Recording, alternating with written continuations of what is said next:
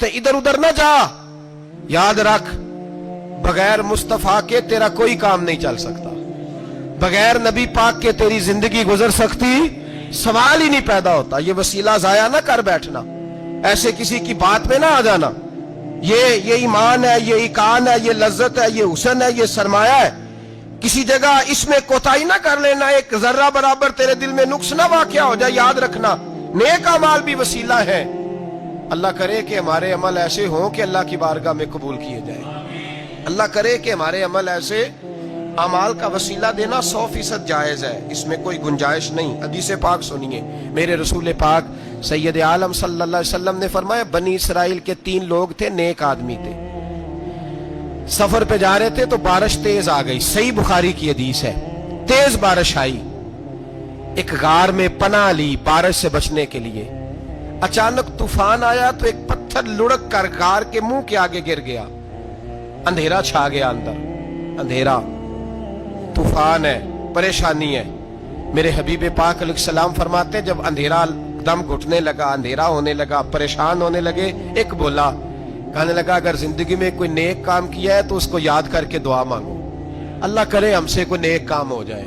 जो होते हैं उसमें भी रियाकारी होती है, उसमें भी मिलावट होती है। कोई नेक किया है तो दुआ मांग लो। एक ने हाथ उठाए और दुआ कैसे मांगी, अल्लाहु अकबर। अर्ज करने लगा, ए अल्लाह, तू जानता है मैंने बकरियां रखी हैं, मैं दूध धो के बेचता हूं, मेरे बेटे भी हैं, बेटियां भी हैं, औलाद भी है, और मेरे पास लोग दूध खरीदने भी आया करते थे, पर अल्लाह मेरे बूढ़े माँ बाप हैं। मैंने अपनी जिंदगी का तरीका बनाया है, जब तक अब्बा जी दूध नहीं पिएंगे किसी को नहीं मिलेगा, जब तक मेरी बूढ़ी माँ के लबों से दूध नहीं लगेगा किसी को नहीं मिलेगा। ऐ अल्लाह, वो रात भी तू जानता होगा, जब मैं देर से आया, दूध धोया तो माँ बाप सो चुके थे। अर्श के मालिक, तू भूला नहीं करता, तू भूलने से पाक है। मेरे रब, मैं दूध का प्याला लेके सारी रात खड़ा रहा माँ बाप के सराहने, ना मैंने दूध बेचा, ना मैंने बच्चों को दिया। आधी रात के बाद उनकी आंख खुली, उन्होंने दूध पिया। ऐ अल्लाह, मेरी अम्मा भी मुझसे बड़ी राजी हुई, मेरा बाप भी बड़ा राजी हुआ। मालिक, अगर वो अमल वाकई तुझे कबूल है तो इस मुसीबत से निजात दे दे। मेरे नबी पाक अलैहिस्सलाम फरमाते, उसने ये वसीला दे के दुआ मांगी तो अल्लाह ने पत्थर सिरका दिया। पहले रोशनी नहीं आ रही थी, अब रोशनी आनी शुरू हो गई। पता चला, जो जिंदगी में रोशनी चाहता है वो माँ बाप की नौकरी करे, जो जिंदगी में रोशनी चाहता है वो माँ बाप की बुल्ले शाह तो आसमानी उड़दियां फड़ना है, और जड़ा घर बैठा उन्हें फड़िया ही नहीं। इनकी नौकरी करो, रोशनी मिलेगी। दूसरा बोला, उसने कहा, अल्लाह, तुझे पता है मैंने कई लोग मजदूरी पे रखे हुए हैं। एक शख्स मजदूरी करता था तो कुछ किलो, कुछ शेर चावल, कुछ चावल उसकी मजदूरी बने। मिसाल देके समझाता हूं, 10,000 के चावल उसकी मजदूरी बन गए। मैंने उसको कहा मजदूरी ले ले, तो वो नाराज होके चला गया नाराज होके। लेकिन ऐ अल्लाह, मैंने उसका माल खाया नहीं, मैंने मजदूर का हक रखा नहीं। ऐ अल्लाह, मैंने 10,000 अलहदा कर दिया, वो चावलों की कीमत मैंने अलहदा कर दी। जब मैं कारोबार करता तो मैंने उसका पैसा इन्वेस्ट कर लिया, फिर उस पैसे से मैं कमाता रहा। एक वक्त आया कि जमाने बीत गए, वो 10,000, 10 लाख या यूं समझ ले 10 करोड़ हो गया। कई गायें, कई ऊंट, कई प्लाट आ गए। ऐ अल्लाह, कई जमाने के बाद वो मजदूर लौटा और कहने लगा, साहब मैं गरीब हो गया हूं, तंगदस्ती आ गई है, बूढ़ा हो गया, वो मेरे पैसे तो दे दे।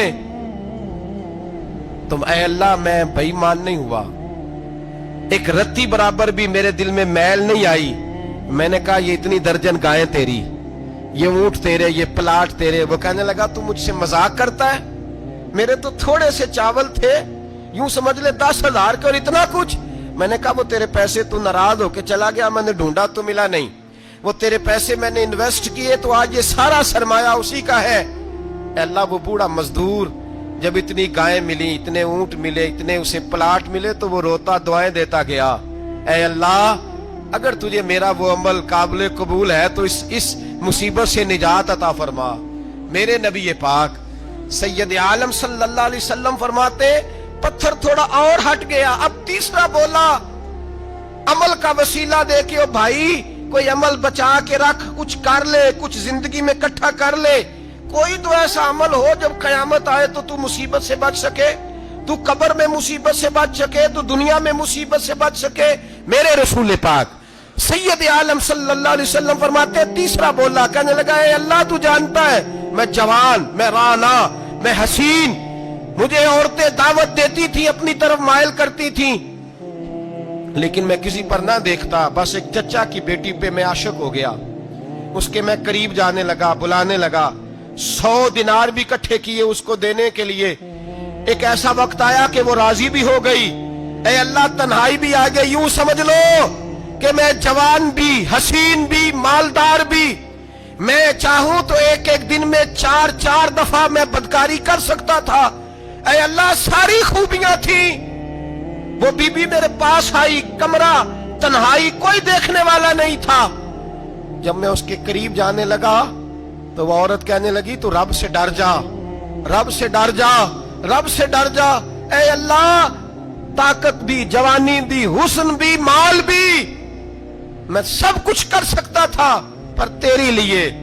اور اگر مسلمان ہوگا تو کہے گا اے اللہ تیرے رسول کے لیے, اے اللہ مدینے والے چاند کی بات مان کے, اے اللہ آمینہ کے معصوم کی بات مان کے, اے اللہ جناب فاطمہ الزہرا کے ابا کی بات مان کے, میں نے اپنے نفس کی خواہش کو کچلا اور کچل کر کے میں نے وہ گناہ نہیں کیا, اس کو آزاد کر دیا. اگر وہ عمل تیری بارگاہ میں قبول ہے تو نجات دے دے. میرے نبی پاک فرماتے ہیں بس دعا ختم ہوئی تو اللہ نے پہاڑ دور پھینک دیا, اللہ نے نجات دے دی. اللہ کرے میری ملت کے جوان کو بھی یہ نیکی نصیب ہو جائے. اللہ کرے ماں باپ کی خدمت کرنے والے بن جائیں. اللہ کرے ہم مزدوروں کا حق دینے والے بن جائیں. اللہ کرے ہم بے ایمانی, دھوکے بازی کو چھوڑ دیں. اگر کوئی ایسا عمل ہوگا تو اللہ دنیا میں بھی نجات دے گا مشکلوں سے, قبر میں بھی اللہ نجات عطا فرمائے گا, قیامت میں بھی اللہ. عمل کا وسیلہ دینا رب کی بارگاہ میں جائز ہے. بولیے اللہ کے ناموں کا وسیلہ دینا جائز ہے. کوئی بھی عبادت اگر خلوص کے ساتھ کی جائے, میرے نبی پاک نے فرمایا فرض نماز پڑھ کے تو جو دعا بھی مانگے گا رب تیری قبول فرما لے گا. فرض نماز پڑھ کے جو 2 دعا بھی مانگے گا اللہ تیری. اس کا مطلب ہے اعمال کی برکت سے اللہ دعائیں قبول کرتا ہے, اللہ دعائیں قبول. بس پھر وہی دعا کرتا ہوں اللہ ہمیں خلوص والے عمل کی توفیق عطا فرما. اچھا اگر یہ والا وسیلہ جائز ہے تو بتائیے نبی پاک کا وسیلہ جائز نہیں؟ عمل میں تو کوئی کوتاہی ہو سکتی ہے, لیکن حضور کی وجاہت میں کوئی کوتاہی ہو سکتی, نبی پاک کی رحمت میں کوئی کمی ہو سکتی. ادھر سنو ایک پہلو ذرا گہرائی سے.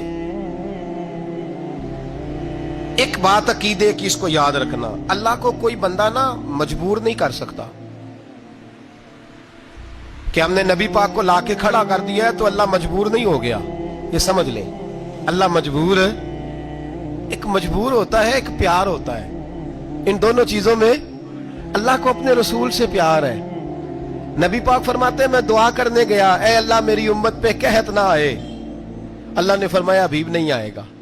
اے اللہ میری امت کے چہرے نہ بدلیں, گناہ کریں تو مسخ نہ ہو, حبیب نہیں بدلیں گے. حضور فرماتے ہیں میں نے ہاتھ اٹھایا کہ اللہ یہ آپس میں لڑے نہ. توجہ کرنا جملوں پہ, اے اللہ یہ آپس میں لڑے نہ. اللہ یہ بھی کہہ سکتا تھا حبیب یہ نہیں قبول کرنی دعا. اللہ بے نیاز ہے نا, چاہے قبول کرے اور چاہے. توجہ کرو, غور کرو بات پہ. اللہ چاہے تو قبول کرے, چاہے تو. اے اللہ میری امت لڑے نہ, تو یہ نہیں فرمایا حبیب قبول نہیں کرتا. کہ محبوب یہ دعا مجھ سے مانگ ہی نہ. اے حبیب تو دعا مانگ, تو مانگے میں قبول نہ کروں, یہ ہو نہیں سکتا. اس طرح کر یہ دعا مجھ سے. نبی پاک نے منافقین کے لیے دعا کرنی چاہیے کہ اے اللہ, اے مولا تو مہربانی فرما, اے اللہ کرم فرما, منافقین کو بھی بخش دے. تو میرے رسول پاک علیہ السلام فرماتے ہیں رب کریم نے مجھے منع کیا, اے محبوب یہ والی دعا, یہ دعا ہی نہ مانگ. یہ دعا اللہ کو کوئی مجبور کر سکتا, لیکن اگر اللہ پیار کرے تو. بھائی دنیا داری کا چودھری صاحب کا, مولوی صاحب کا, پیر صاحب کا ایک عام مشہور مقولہ ہے, فلاں بندہ آ گیا تھا اس کو میں انکار نہیں کر سکتا تھا. کیوں جی, وہ بندوق لے کے آیا تھا, کر دینا تھا انکار. فلاں آدمی آ گیا تھا, پھر میں اس کو انکار, اور فلاں بندے کو ساتھ لے آیا تھا، اس کو انکار ہو سکتا؟ کیوں جی؟ دو باتیں ہوتی ہیں، یا پیار بڑا ہے یا عزت بڑی ہے، دو ہی باتیں ہیں، یا میں اس سے پیار بڑا کرتا ہوں یا میں اس کی۔ اللہ اپنے نبی سے پیار بھی بڑا کرتا ہے اور اپنے نبی کی عزت بھی بڑی فرماتا ہے۔ بس یہ سمجھ لے بات۔ وسیلے کا معنی یہ ہے کہ اللہ اپنے نبی سے پیار کرتا ہے، اپنے محبوب کو اللہ بڑی عزت عطا فرماتا ہے۔ نبی پاک سید عالم صلی اللہ علیہ وسلم کے وسیلے کا یہ حال تھا کہ صحابہ ہر کام کے لیے دروازے رسول پہ پہنچ جاتے، پیاس لگی تو حضور کے پاس، بھوک لگی تو نبی پاک کے پاس، حضرت ابو ہریرہ کو حافظہ چاہیے تو نبی پاک کے پاس، کسی کو اولاد کی ضرورت ہے تو وہ رسول پاک کے پاس، کسی کو طاقت کی ضرورت ہے تو وہ بھی نبی پاک کے پاس۔ ہر آدمی جاتا تھا، انہیں پتا تھا دیتا خدا ہی ہے پر وسیلہ مصطفیٰ دیتا ہے صلی اللہ علیہ۔ اور حضور نے فرمایا انما انا قاسم، بخاری مسلم ہے، فرمایا میں تو بانٹنے والا ہوں، میں قاسم ہوں، میں قاسم ہوں، واللہ یؤتی، ہاں عطا کرنے والا اللہ ہے، میں قاسم ہوں اور دینے والا اللہ ہے۔ صحابہ ہمیشہ نبی پاک کے واسطے سے دعا مانگتے، انہیں پتا تھا اگر تیرے واسطے سے مانگوں تو کوئی دعا بے اثر نہ ٹھہرے۔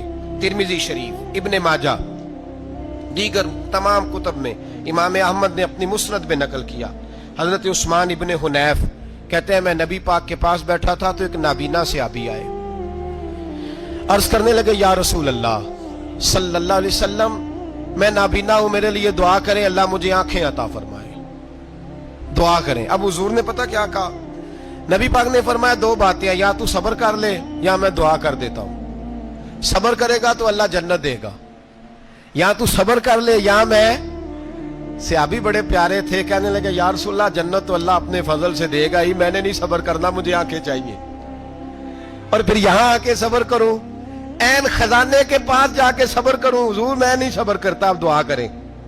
نبی پاک نے دعا سکھائی، فرمایا دو نفل پڑھ جا کے اور دو نفل پڑھ کے میرے وسیلے سے دعا کر۔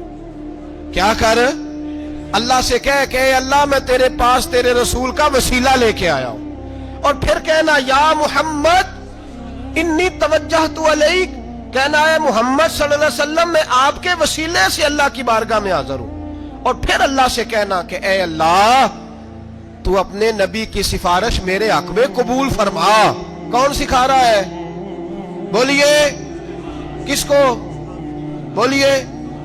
کہا جا میرے وسیلے سے جا کے دعا کر۔ حضرت عثمان کہتے ہیں وہ چلے گئے، دو نفل پڑھے، حضور کے وسیلے سے دعا مانگی۔ فرماتے ہیں وہ چلے گئے پر ہم کوئی نہیں گئے۔ آپ کیوں نہیں گئے؟ تو صحابہ کا نظریہ بتاتا ہے کہ وہ گئے اس لیے نہیں کہ ہم حضور کا معجزہ دیکھ کے ہی جائیں گے، کہتے ہیں ہم گئے نہیں۔ تھوڑی دیر گزری تو وہ صحابی جو اندھے گئے تھے جب واپس آئے ہیں تو اللہ نے انہیں آنکھیں عطا فرما دی۔ گئے تھے تو نابینا تھے، آئے تو بینا ہے۔ میرے نبی پاک صلی اللہ علیہ وسلم کا توسل، حضور کا وسیلہ خود حضور نے سکھایا ہے، خود نبی پاک نے، اور صحابہ کرام علیہم رضوان اس مزاج پر پورے عامل تھے، عامل تھے۔ حضرت عمر فاروق صحابہ میں ایک دانشور شخصیت کا نام ہے، علم کے لحاظ سے، عمل کے لحاظ سے، بصیرت کے لحاظ سے، تقوی کے لحاظ سے ایک بڑی انفرادی اور منفرد شخصیت ہے۔ حضرت عمر کے زمانے میں قحط پڑ گیا، بارش نہیں ہوتی، حالات بڑے دگرگوں ہیں، پریشانی ہے۔ لوگ سیدنا فاروق اعظم سے پوچھتے ہیں حضور اب کیا بنے گا؟ جو میں نے پہلے حدیث آپ کی خدمت میں عرض کی وہ ترمذی اور ابن ماجہ سے، اب جو حضرت عمر کی روایت عرض کر رہا ہوں یہ صحیح بخاری میں موجود ہے۔ حضرت عمر فاروق رضی اللہ تعالیٰ عنہ کا زمانہ مبارکہ، قلت آ گئی، قحط آ گیا، بارش شدید ہے، صحابہ پریشان ہے۔ جناب عمر فاروق رضی اللہ تعالیٰ عنہ سے کہتے ہیں حضور کرنا کیا ہے؟ حضرت عمر پہلے تو خاموش رہے، پھر حضور کے چچا جناب عباس کو بلایا، کوئی بات نہیں کی، جناب عباس کا بازو پکڑا اور کھلے میدان میں لے گئے۔ حضرت عمر دعا کرتے ہیں اور پوری امت کو دعا کا طریقہ بتلاتے ہیں۔ حضرت عمر کہتے ہیں اگر قبول کرانی ہے تو یہ طریقہ اختیار کرو، اگر اللہ کی بارگاہ میں دعاؤں کو مستجاب کرانا ہے تو یہ رنگ ہے جو امت مسلمہ کو میں سکھا رہا ہوں۔ حضرت عمر نے جناب سیدنا عباس رضی اللہ تعالیٰ عنہ کو کھڑا کیا سامنے اور دعا فرمائی، اللہم انا نتوسل الیک بنبیک، اے اللہ ہم تیری بارگاہ میں تیرے نبی کے وسیلے سے دعا کرتے ہیں، فتسقینا، ہمیں بارش عطا فرما، ہمیں کس کے وسیلے سے؟ حضور. اور پھر کہا اللہم انا نتوسلک بام نبیک، اے اللہ ہم نے اپنے نبی کے چچا کے وسیلے سے بارش عطا فرما، اے اللہ ہمیں اپنے رسول کے چچا کے وسیلے سے، حضرت عباس کے وسیلے سے بارش دے. صحابہ کہتے ہیں جب ہم گئے تھے دعا مانگنے تو خشک سالی تھی، اور جب گھروں کو آ رہے تھے تو ہمارے کپڑے بارش سے بھیگ چکے تھے. اللہ نے بارش عطا کس کے وسیلے سے؟ حضرت عباس. اچھا یہ بات یہاں قابل غور ہے، حضرت عمر کے وسیلے سے بھی دعا ہو سکتی ہے، دعا سیدنا عمر فاروق کے وسیلے سے بھی. لیکن حضرت عمر رضی اللہ تعالیٰ عنہ نے نبی پاک کے چچا، چونکہ حضرت عباس جب آیا کرتے تھے تو حضور کھڑے ہو کے استقبال فرماتے تھے آپ کو دیکھتا ہوں تو مجھے اپنے والد کی یاد آتی. حضرت سیدنا عمر نے بتلایا کہ میں اس کو لے کے جا رہا ہوں جو نبی پاک کے زیادہ قریب ہے، جو حضور کے زیادہ قریب ہے، ان کے وسیلے سے دعا فرمائی. امت کو کیا درس دیا؟ فرمایا جو بھی حضور کے قریب ہو اس کے وسیلے سے دعا کرو، اللہ تمہیں آسانیاں نصیب فرمائے گا. اب ہمارا حال یہ ہے، انتشار ہی انتشار ہے، اختلاف شک کی شک ہے، پریشانی. واضح حدیثیں موجود ہیں. میں آج ایک صاحب کو پڑھ رہا تھا، پتہ نہیں لوگ کیوں پریشانی کا شکار ہیں، کیوں لوگ اس آزمائش کا شکار ہیں. کہتے ہیں جی وسیلہ نہیں دینا چاہیے، سیدھا سیدھا نیک عمل کرو. او میرے بھائی، میں نے کہا کہ اللہ کسی وسیلے کا محتاج، اللہ محتاج نہیں، لیکن اس کی عادت ہے وہ وسیلے کو پسند فرماتا ہے. باریک بات مشکل ہوتی ہے لیکن موٹی بات تو سمجھ میں آنی چاہیے نا. کوئی شخص ایسا ہے جسے اللہ نے بغیر ماں باپ کے وسیلے کے پیدا کر دیا ہو، حالانکہ اللہ پیدا کرنے پہ قادر. حضرت آدم کو کیا ہے نا، حضرت حوا کو، جناب عیسیٰ علیہ السلام کو بغیر باپ کے پیدا. لیکن یہ اس کی عادت، وہ جب پیدا کرتا ہے تو ماں باپ کے وسیلے سے پیدا کرتا ہے، پھر جب روزی دیتا ہے تو پھر بھی کسی نہ کسی، کیا اس نے حکم دے دیا؟ روزی کون دیتا ہے؟ تو اللہ کا یہ حکم ہے کہ کنڈی لگا کے اندر پنکھا چلا کے سوئے رہو، روزی پہنچ جائے گی. کہتا اٹھ، کوئی سبب پیدا کر، باہر نکل، محنت کر، وسیلہ بنا. جو آدمی کہتا ہے جی میں کپڑے سی بھی خود لیتا ہوں، استری بھی کر لیتا ہوں، دھو بھی لیتا ہوں، اس سے سوال یہ ہے کہ بنا بھی لیتے ہو. اس کا مطلب ہے اللہ نے بندوں کو بندوں کا محتاج، بندوں کے لیے بندوں کا وسیلہ اللہ نے رکھا ہے. ہماری یہ موٹی سی بات بھی عقل میں نہیں آتی، موٹی سی بات بھی. کہتا ہے جی نہیں ڈائریکٹ، او خدا کے بندے تھوڑا غور کر، دیتا اللہ ہی ہے اور دے گا بھی اللہ ہی. لیکن جو ذرائع، جو وسیلے، جو سبب اللہ نے ہمارے لیے مقرر کیے ہیں، ہم اس سبب کا انکار کر سکتے؟ شفا کون دیتا ہے؟ دوائی لینے کس کے پاس جاتے ہو؟ آپ اس طرح کریں نا، چپ کر کے گھر بیٹھیں، تسبیح پڑھیں، یا شافی الامراض، یا شافی الامراض، او شفا دینے والے، او شفا دینے والے. سارا دن کی وظیفہ پڑھیں، شفا کون دے گا؟ تو وظیفہ پڑھو چپ کر کے، دوائی لینے کیوں گئے ہو؟ لیکن اللہ کے حبیب کا ہی فرمان ہے کہ بیمار ہو جاؤ تو دوائی بھی کھاؤ، پرہیز بھی کرو. یہ سارے فرمان ہمیں بتاتے ہیں کہ وسیلہ لینا، وسیلہ دینا، یہ تو اللہ تبارک و تعالیٰ کا طریقہ مبارکہ ہے. لوگ اتنی سی بات کو نہیں سمجھتے، اور قرآن نے واضح طور پہ کہہ دیا وَابْتَغُوا إِلَيْهِ الْوَسِيلَةَ. اور سورہ بقرہ گھر جا کے کھولنا، آیت نمبر 99، 80 اور 9، 99 آیت پڑھنا. کفار نے، یہودیوں نے نبی پاک کی علامتیں پڑھ لی تھی تورات، زبور اور انجیل میں. اللہ کا قرآن کہتا ہے وَكَانُوا مِن قَبْلُ يَسْتَفْتِحُونَ عَلَى الَّذِينَ كَفَرُوا. فرمایا جب میرے نبی نہیں آئے تھے تو یہ یہودی میرے رسول کے وسیلے سے اللہ سے فتح مانگا کرتے تھے، اور جب یہ رسول کا وسیلہ دیتے تھے تو اللہ انہیں فتح عطا فرماتا تھا. امام حاکم نے مستدرک میں لکھا ہے، اور امام حاکم انہی شرطوں پر حدیثیں بیان کرتے ہیں جن شرطوں پر امام بخاری اور مسلم بیان کرتے ہیں. امام حاکم کہتے ہیں کہ نبی پاک صلی اللہ تعالی علیہ وآلہ وسلم کے وسیلے سے ہر چیز اللہ عطا کرتا ہے. جناب آدم علیہ السلام زمین پہ تشریف لائے تو 300 سال نگاہ اٹھا کے آسمان کی طرف نہیں دیکھا، شرم آتی ہے مجھ سے غلطی ہو گئی، اور پھر روتے رہے 300 سال. پھر اللہ فرماتے فَتَلَقَّى آدَمُ مِن رَبِّهِ کلمات. پھر اللہ نے جناب آدم کو کچھ کلمے سکھائے جس کی برکت سے توبہ قبول کی. وہ کلمے کیا تھے؟ इमाम हाकिम फरमाते हैं वो कलिमे ये थे कि जनाब आदम के दिल में अल्लाह ने एक दिन बात डाली, खुद बात डाली अल्लाह ने दिल में। हजरत आदम कहने लगे, ए अल्लाह, जब मैंने आंख खोली थी तो जन्नत के दरवाजे पे मैंने लिखा हुआ देखा था, ला इलाहा इल्लल्लाह मुहम्मदुर रसूलुल्लाह सल्लल्लाहु अलैहि। जन्नत के हर पत्ते पर, दरख्त पर मैंने लिखा देखा था, ला इलाहा इल्लल्लाह मुहम्मदुर रसूलुल्लाह। तो जनाब आदम कहने लगे, ए अल्लाह, वो जो रसूल जिनका नाम तूने जगह जगह लिखा है उनके वसीले से ही मेरी तौबा कबूल फरमा। तो रब करीम ने फरमाया, अच्छा हबीब की बात करते हो, चलो आदम फताबा अलैहि इन्नहु हुवत तव्वाबुर रहीम। जा, मैंने तेरी तौबा कबूल की, मैं हुई बड़ा मेहरबान, मैं हुई बड़ी तौबा कबूल करने वाला। शेख सादी फरमाया करते थे, अगर तेरे बाप की तौबा, जनाब आदम की तौबा मुस्तफा के वसीले से कबूल होती है, तू क्यों इनकारी हो गया है? तू क्यों इनकारी हो गया? क्यों नहीं हुजूर का वसीला मांगता? मेरे नबी पाक सैयद आलम सल्लल्लाहु ताला अलैहि। लोग बड़ी ढटाई से इनकार करते हैं, बड़ी दलेरी से इनकार करते हैं। ओ खुदा के बंदो, ये वसीला तो बड़ा जरूरी है, ये वसीला तो बड़ा कीमती है। मेरे नबी पाक